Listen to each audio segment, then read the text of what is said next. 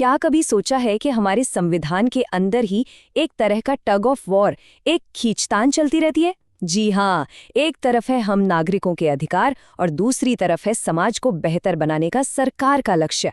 आज हम इसी कमाल के संतुलन को समझने वाले हैं। चलिए शुरुआत करते हैं डॉक्टर बी.आर. अम्बेडकर के इन पावरफुल शब्दों से। वो मौलिक अधिकारों को संविधान का दिल और आत्मा कहते थे। सिर्फ ये एक लाइन ही हमें बता देती है कि हम कितने जरूरी टॉपिक पर बात करने जा रहे हैं। तो चलिए इसको ठीक से समझते हैं। देखिए, हमारा संविधान अपने हर नागरिक से और पूरे समाज से दो बुनियादी वादे करता है। यही वादे हमारे संविधान की नींव है। पहला वादा है हर एक इंसान को आज़ादी देने का, और दूसरा वादा है पूरे समाज को न्याय दिलाने का। और ये दोनों वादे कॉन्स्टिट्यूशन के दो अलग अलग लेकिन बहुत जरूरी हिस्सों में लिखे गए हैं। आइए एक एक करके इन पर नजर डालते हैं। तो पहला वादा पूरा होता है मौलिक अधिकारों यानी फंडामेंटल राइट्स के जरिए। आप इन्हें एक नागरिक की ढाल की तरह सोच सकते हैं, एक शील्ड जो उसे सरकार की ताकत से बचाती है। मतलब ये वो बेसिक ह्यूमन राइट्स हैं जो हर नागरिक को दिए गए हैं। इनका एक ही मकसद है, हर व्यक्ति की आज़ादी और उसके सम्मान की रक्षा करना, खासतौर पर सरकारी दखल से। ये एक तरह का सुरक्षा कवच है। और सबसे ज़रूरी बात, ये अधिकार जस्टिशिएबल हैं। इसका सीधा सा मतलब है कि अगर सरकार या कोई और इन अधिकारों को छीनने की कोशिश करे तो कोई भी नागरिक सीधा कोर्ट जा सकता है, और कोर्ट की ये जिम्मेदारी है कि वो इन अधिकारों को लागू करवाएं। और इस ढाल के कुछ सबसे मजबूत हिस्से कौन से हैं?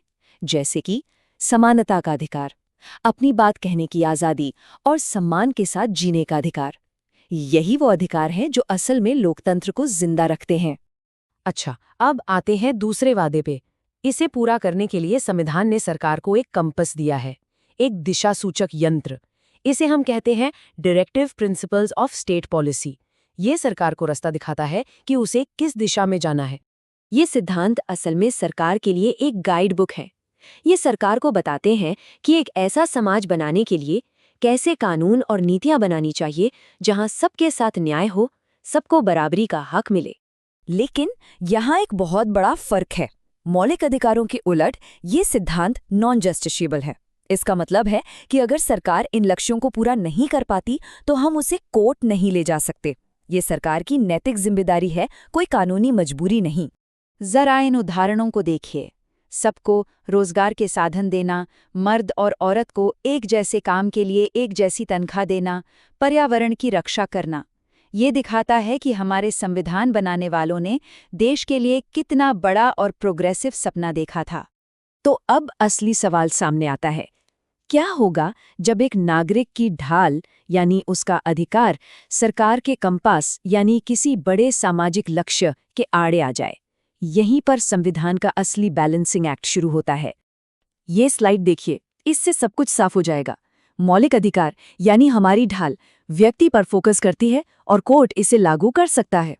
वहीं निदेशक सिद्धांत यानी सरकार का कंपस पूरे समाज पर फोकस करता है, और ये सिर्फ एक नैतिक जिम्मेदारी है। एक राज्य को कुछ करने से रोकता है तो दूसरा कुछ करने का निर्देश देता है।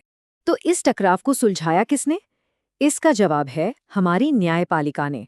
सालों के दौरान अदालतों ने इन दोनों के बीच एक बहुत ही नाजुक लेकिन जरूरी संतुलन बनाया है। ये सफर बड़ा दिलचस्प है। देखिए, 1951 में सुप्रीम कोर्ट ने साफ साफ कह दिया कि मौलिक अधिकार ही ऊपर रहेंगे।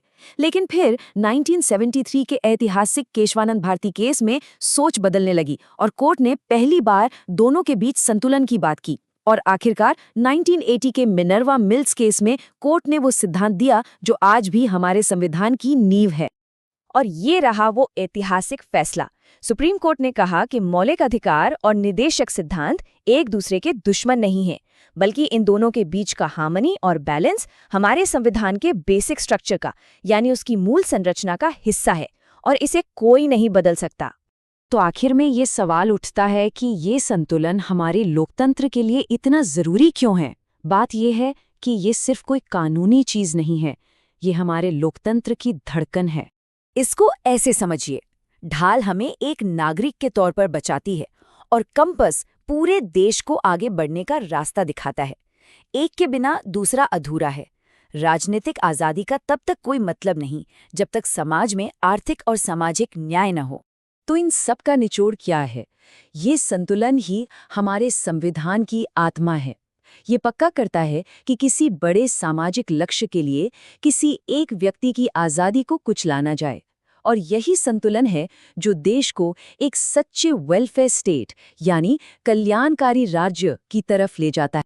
और आखिर में एक सवाल जिस पर हम सबको सोचना चाहिए। जैसे जैसे हमारा समाज बदल रहा है, नई नई चुनौतियां सामने आ रही हैं। ऐसे में अधिकारों और सिद्धांतों के इस नाजुक संतुलन को भविष्य की जरूरतों के हिसाब से कैसे ढाला जाना चाहिए? ये एक ऐसा सवाल है जिसका जवाब हमें मिलकर ढूंढना होगा।